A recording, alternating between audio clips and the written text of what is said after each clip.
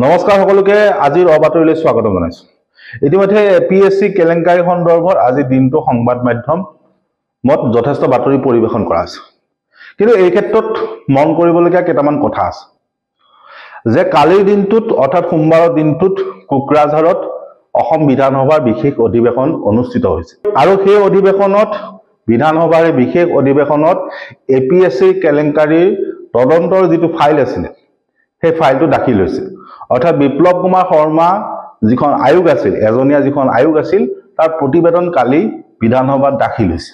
বিধানসভাত সেই ফাইলটো বা সেই বিপ্লৱ কুমাৰ শৰ্মাৰ প্ৰতিবেদনটো দাখিল হোৱাৰ পাছতো কিন্তু বিৰোধী মনে মনে আছিল। কিন্তু যেতিয়া সংবাদ মাধ্যমে ৰাতিপুৱাৰ পৰা বাতৰিখিনি পৰিৱেশন কৰিবলৈ আৰম্ভ কৰিলে যে এপিএসসি কেলেংকাৰীৰ আমুকাৰ নাম আহিছে, তেতিয়া ততাতৈয়াকৈ বিৰোধী নেতাবিলাকে সংবাদমেল দিছে যে মন কৰিব যে এপিএসসি বিপ্লৱ কুমাৰ শৰ্মাৰ প্ৰতিবেদনৰ যিখিনি প্ৰতিবেদন আছিল সেইখিনি কালি বিধানসভাত দাখিল হোৱাৰ পাছত সকলো মনে মনে আছিল। সচৰাচৰ দেখা যায় যে বিধানসভাত কিবা এটা প্ৰশ্ন উত্তৰ কৰিলে বা কিবা এটা বিষয় দাখিল হলে সততে সংবাদ মাধ্যমৰ সন্মুখত বৰ কথা কয় বিৰোধী নেতাই বা বিভিন্ন ধৰণৰ মন্তব্য দিয়ে। কিন্তু হঠাৎ বা কিয় আমি নাজানো যে বিৰোধী নেতাসকল নীৰৱ হৈ থাকিল, মনে মনে থাকে। সেই গোটেই কথাটোক তেওঁলোকে একো মন্তব্য প্ৰকাশ নকৰিল। কিন্তু যেতিয়া সংবাদ মাধ্যমে প্ৰতিক্ৰিয়া দিবলৈ আৰম্ভ কৰিলে তেতিয়া বিভিন্ন পক্ষৰ পৰা সংবাদ মেলাই। এই ক্ষেত্ৰত অখিল গগৈৰ কথাটো খুব গুৰুত্বপূৰ্ণ যে অখিল গগৈৰ নামটো তাত উচ্চাৰিত হৈছে আৰু তাৰপাছতে অখিল গগৈয়ে সংবাদমেল দিছে। এটা সংবাদমেলখন দি অখিল গগৈ কমল মেধিলৈ বলটো ঠেলিলেও তাত তেওঁ এটা গুৰুত্বপূৰ্ণ কাম কৰিছে। তেওঁ গৌৰৱ গগৈ ক্লিন চিট দিবলৈ বিচাৰিছে, গৌৰৱ গগৈ হৈ কথা কৈছে। কিন্তু কথাটো হল সেই গোটেই এপিএসসি যিটো কেলেংকাৰী আছিলে সেইটো তৰুণ গগৈ দিনতে হৈছিলে। অৰ্থাৎ মুখ্যমন্ত্ৰী তৰুণ গগৈ হৈ থাকোঁতে বা গৌৰৱ গগৈ পিতৃ মুখ্যমন্ত্ৰী হৈ থাকোঁতে কেলেংকাৰীটো হৈছিলে। গতিকে সেই কেলেংকাৰীটোত কংগ্ৰেছ চৰকাৰখনৰ ভূমিকা নাই বুলি কোনো নুই কৰিব নোৱাৰে। গোটেই কেলেংকাৰীটো হৈছিল তৰুণ গগৈ চৰকাৰৰ দিনত তৃতীয় কাৰ্যকাল। এপিএসসি তদন্তত বিপ্লৱ কুমাৰ শৰ্মা আয়োগে যিখিনি প্ৰতিবেদন দিছে সেই প্ৰতিবেদনখিনি যি ধৰণে কিয়ৰ অংশ হিচাপে সংবাদ মাধ্যমে দেখাই আছে সেইটো কিন্তু গুৰুত্বপূৰ্ণ যে গোটেই প্ৰতিবেদনটো এফালৰ পৰা ৰাজহুৱা কৰা নাই। তেওঁলোকে সংবাদ মাধ্যমে বাছি বাছি কিছু প্ৰতিবেদন ৰাজহুৱা কৰিছে, কিছু তথ্য ৰাজহুৱা কৰিছে। কাৰণটো কি? আৰু ইয়াত গুৰুত্বপূৰ্ণ কথাটো হল যে সচৰাচৰ চৰকাৰৰ বিৰুদ্ধে বা দুৰ্নীতিৰ বিৰুদ্ধে বা জনবিৰোধী সিদ্ধান্তৰ বিৰুদ্ধে মাত মাতে অখিল গগৈ। কিন্তু এপিএসসি কেলেংকাৰীৰ ক্ষেত্ৰত অখিল গগৈৰ নামটো কিন্তু উচ্চাৰিত হৈছে। চিধা চিধিকে নহলেও বেকা বেকিকে কিন্তু উচ্চাৰণ হৈছে। কাৰণ কমল মেধিৰ ক্ষেত্ৰত অখিল গগৈ হৈ কমল মেধিয়ে কথা পতা কথাটো বা টকা লোৱা কথাটো অভিযোগ উঠিছে, যিটো কমল মেধিয়ে ইতিমধ্যে প্ৰত্যাহ্বান জনাইছে।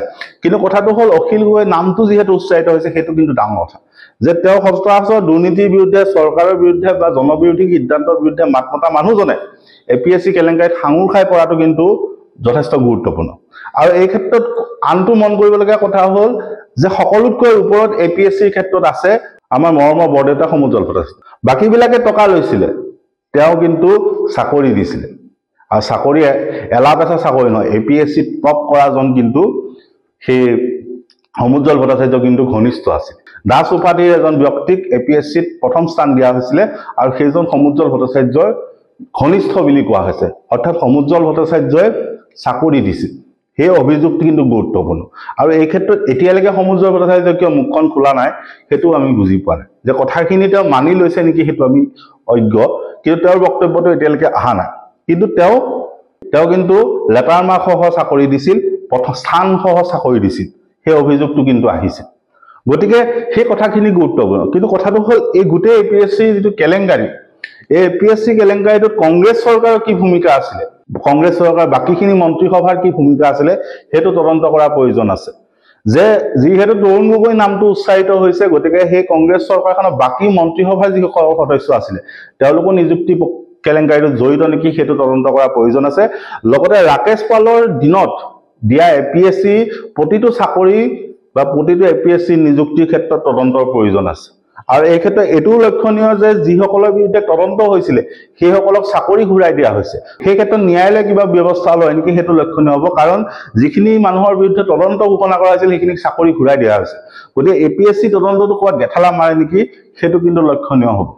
কাৰণ ইয়াত এটা মন কৰিবলগীয়া কথা হ'ল যে এজন আৰক্ষী বিষয়াৰ নামটো তাত উচ্চাৰিত হৈছে, গতিকে আৰক্ষীৰ ফালৰ পৰা সেই তদন্ত প্ৰক্ৰিয়াটো ঢিলাই দিয়া হৈছে নেকি সেই কথাটো কিন্তু তদন্ত কৰাৰ প্ৰয়োজন আছে। কাৰণ আৰক্ষী বিষয়া উৎকোচ দিয়া বুলি বিপ্লৱ কুমাৰ শৰ্মা প্ৰতিবেদন লিখা আছে, গতিকে শীৰ্ষ আৰক্ষী বিষয়াক মেনেজ কৰি এই APSC কেলেংকাৰী গাত দিয়া কথাটো বা APSC তদন্ত লেহেমীয়া কৰাটো বা ৰাকেশ পালক বচাই নিয়া কথাটো হৈছিল নেকি সেইটো তদন্ত হ'ব লাগে। যে ধনৰ বিনিময়ত বা যিকোনো বিনিময়ত APSC কেলেংকাৰীটোত সেইটো গাত দিয়া হৈছিল নেকি বা সেইটো প্ৰশাসনে গাত দিব বিচাৰিছিল নেকি তদন্ত প্ৰক্ৰিয়াটো সেইটো তদন্তৰ আওতালৈ আহিব লাগে। এইটো মন কৰা প্ৰয়োজন যে যিখিনি বিষয়াৰ বিৰুদ্ধে অভিযোগ আহিল সেই বিষয়াখিনিয়ে এতিয়া যেনেকৈ কৰ্তব্যৰত হৈ আছে সেইখিনিৰ বিৰুদ্ধে ৰাজ্য চৰকাৰে কি ব্যৱস্থা ল'ব পাৰে সেইটোহে গুৰুত্বপূৰ্ণ। কাৰণ অভিযোগ আহিলে নহ'ব, তাত চৰকাৰে কি ব্যৱস্থা লয় সেইটো মন কৰিবলগীয়া। কিন্তু জাতীয় সংগঠনৰ প্ৰতিজন নেতাৰ বিৰুদ্ধে, জাতীয় সংগঠনৰ বৰ্তমানৰ জিলিকি থকা প্ৰতিজন নেতাৰ বিৰুদ্ধে যিহেতু অভিযোগটো আহিছে, গতিকে অসমৰ জাতীয় সংগঠনৰ চৰিত্ৰটো কিন্তু নাঙঠ হৈছে। যে তেওঁলোক যে মেনেজ হয় সেই কথাটো কিন্তু প্ৰমাণ হৈছে। জাতীয় সংগঠনৰ নেতা যে মাছৰ বজাৰতে বিক্ৰী হয়, পাইকাৰী হাৰত বিক্ৰী হয়, সেইটো কিন্তু প্ৰমাণ হৈছে। গতিকে সেই ক্ষেত্ৰত অসমৰ ৰাইজে জাতীয় সংগঠনখিনিক ভালকৈ দৃষ্টি দিয়াৰ প্ৰয়োজন আছে। ধন্যবাদ।